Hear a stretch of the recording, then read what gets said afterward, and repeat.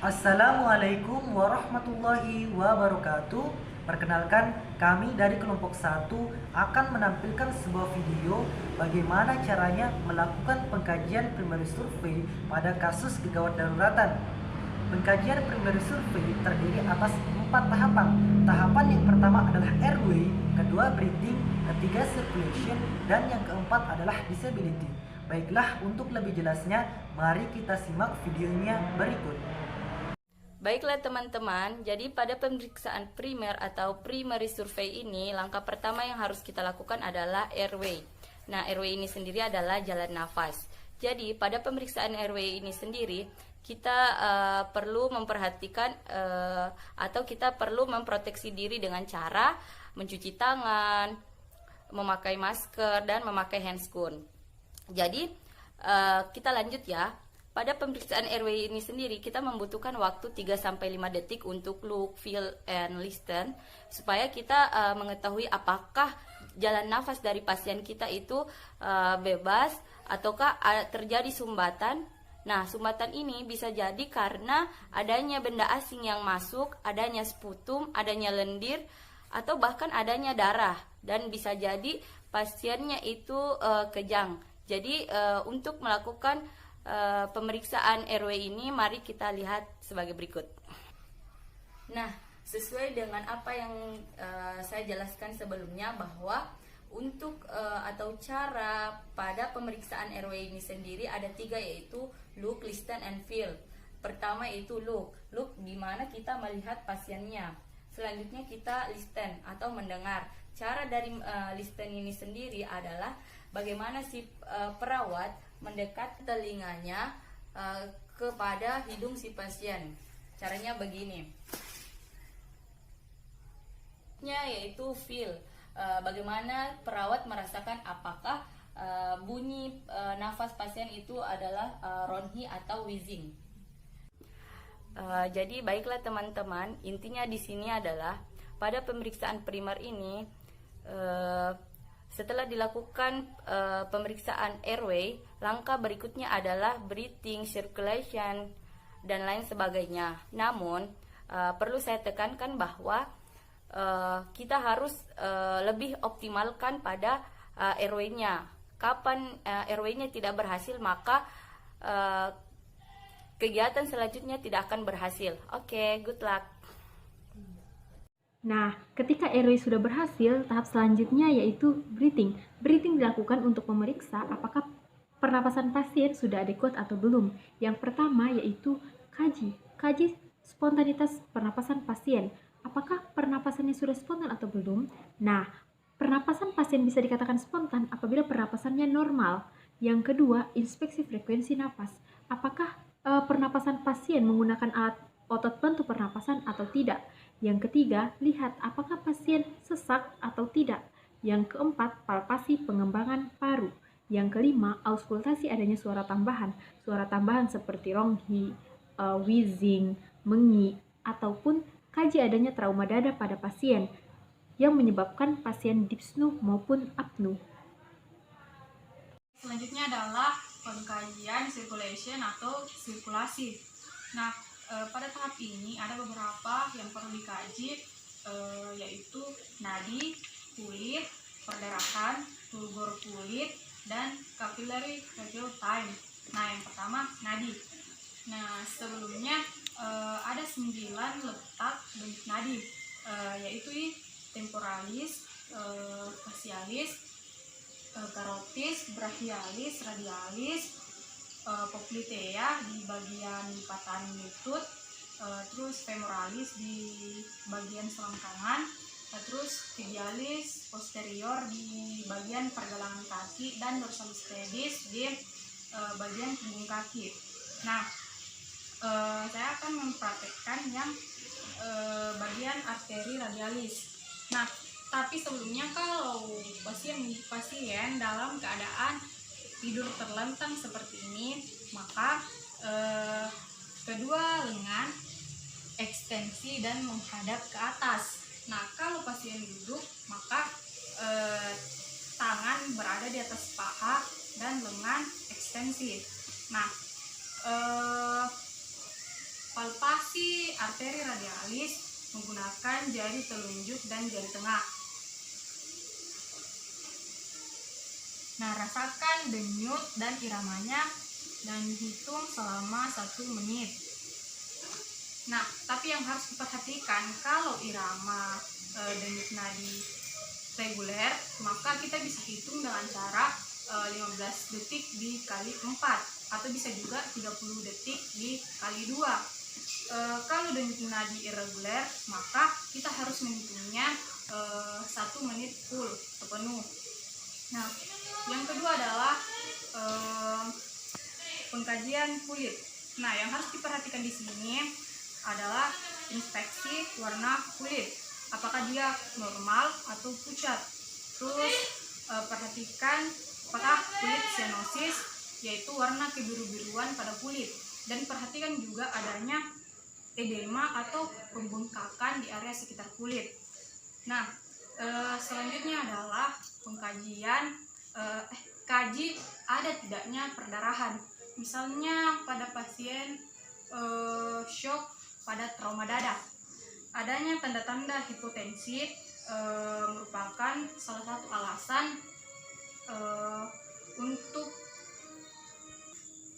untuk mengasumsikan bahwa telah terjadi perdarahan. Nah, selanjutnya adalah pengkajian turgor kulit. Nah, salah satu cara pengkajian turgor kulit ini bisa dilakukan pada bagian abdomen atau perut. Nah,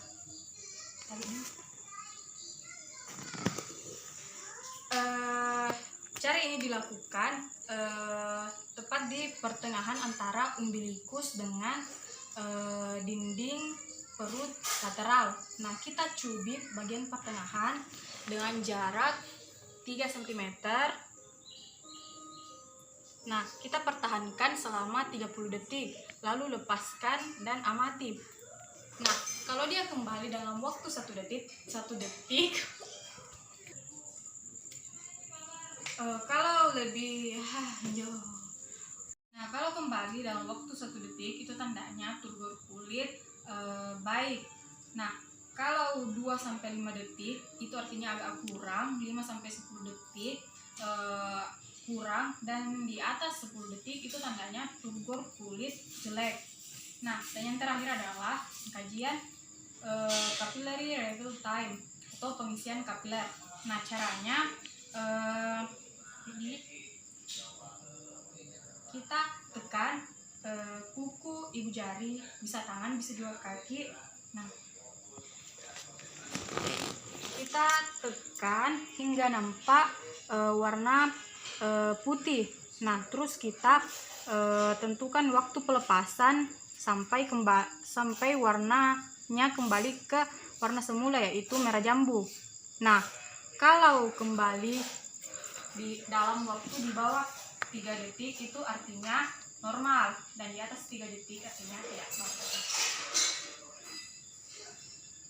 Pengkajian keempat adalah disability. Pada disability ada beberapa pemeriksaan yang dilakukan. Yang pertama adalah pemeriksaan Glasgow Coma Scale atau GCS. GCS sendiri merupakan skala neurologi yang digunakan untuk menilai tingkat kesadaran pasien. Nah, ada 3 aspek yang dinilai pada GCS. Yang pertama adalah eye, yang kedua verbal, dan yang ketiga adalah motorik. Di mana pada GCS ini nilai tertingginya atau skor tertingginya adalah 15 dan skor terendah adalah 3. Ini merupakan akumulasi. Baik, itu tadi pemeriksaan pada mata. Setelah itu sisanya kita tinggal menentukan berapa nilai yang diperoleh oleh pasien dari pemeriksaan mata. Yang kedua adalah pemeriksaan verbal. Pemeriksaan verbal memiliki skor tertinggi 5 dan skor terendah 1. Skor 1 adalah ketika pasien tidak mampu merespon atau menjawab pertanyaan yang diberikan. Seperti ini. Adek, namanya siapa? Adek, bagaimana kabarnya hari ini? Nah, dia akan mendapatkan skor 1. Kemudian skor 2.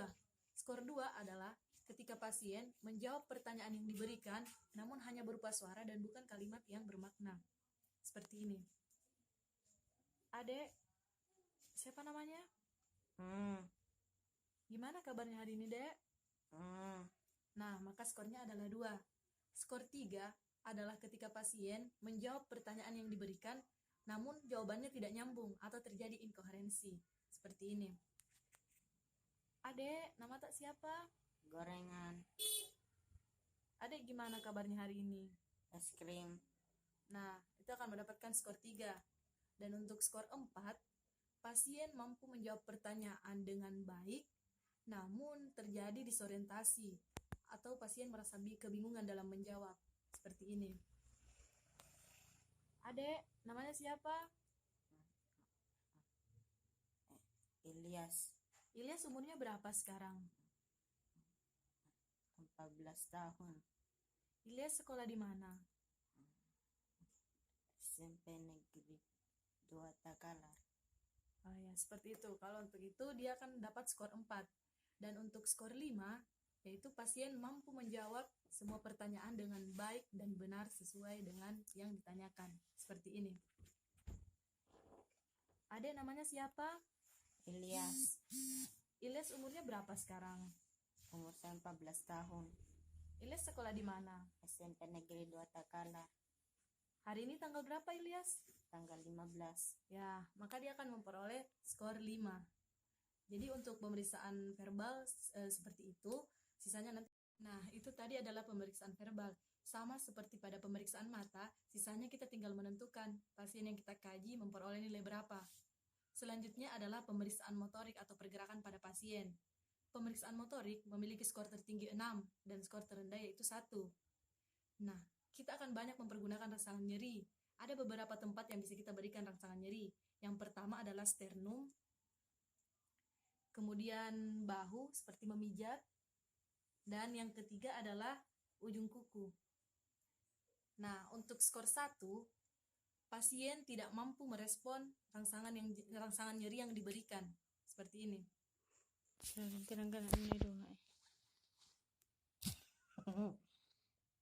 Sabar.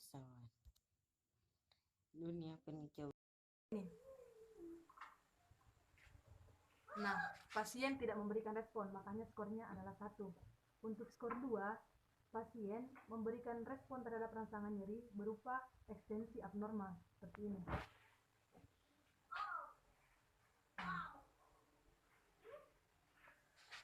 Nah, seperti itu. Kemudian, skor 3, ketika diberikan rangsangan, pasien akan memberikan respon berupa fleksi abnormal, seperti ini.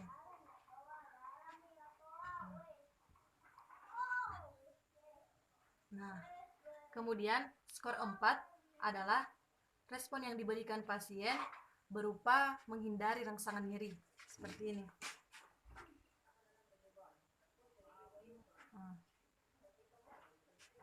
Nah, dia menghindar, makanya skornya 4. Kemudian skor 5 adalah pasien mampu melokalisir nyeri. Dia mampu mengetahui tempat yang diberikan rangsangan nyeri, seperti ini.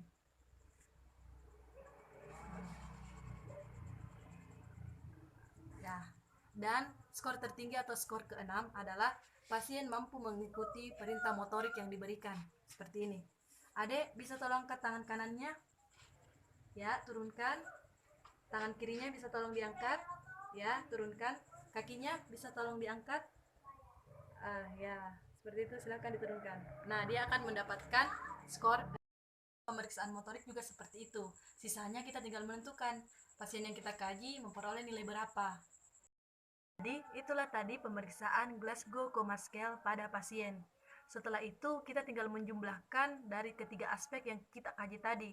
Jika nilai GCS atau hasilnya 15-14, maka pasien berada pada kesadaran penuh, atau biasa disebut dengan kompos mentis.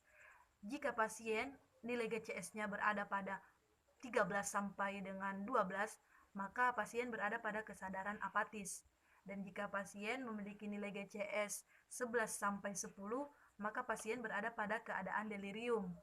Kemudian jika nilai GCS-nya adalah 9 sampai 7, maka pasien berada pada kesadaran somnolen. Dan jika nilai GCS-nya 6 sampai 5, berarti pasien berada pada kesadaran sopor. Kemudian jika nilai GCS-nya 4, berarti pasien berada pada keadaan semi koma atau koma ringan, dan nilai GCS terendah yaitu 3, maka pasien berada pada kesadaran koma. Selanjutnya yang kita kaji itu bagian pupil. Kita kaji apakah pupilnya itu isokor, miosis, atau midriasis. Jika pupilnya itu isokor berarti pupilnya normal, dan jika pupilnya itu miosis berarti pupilnya itu mengecil, dan jika pupilnya itu midriasis berarti pupilnya itu membesar.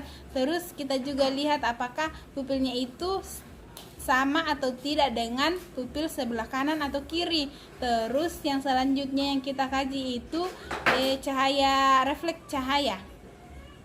Kita lihat apakah refleks cahayanya itu mengecil atau membesar. Nah, itulah tadi pemaparan video tentang 4 pengkajian primer survei dalam kasus kegawat daruratan. Semoga video ini bermanfaat ya bagi teman-teman. Assalamualaikum warahmatullahi wabarakatuh.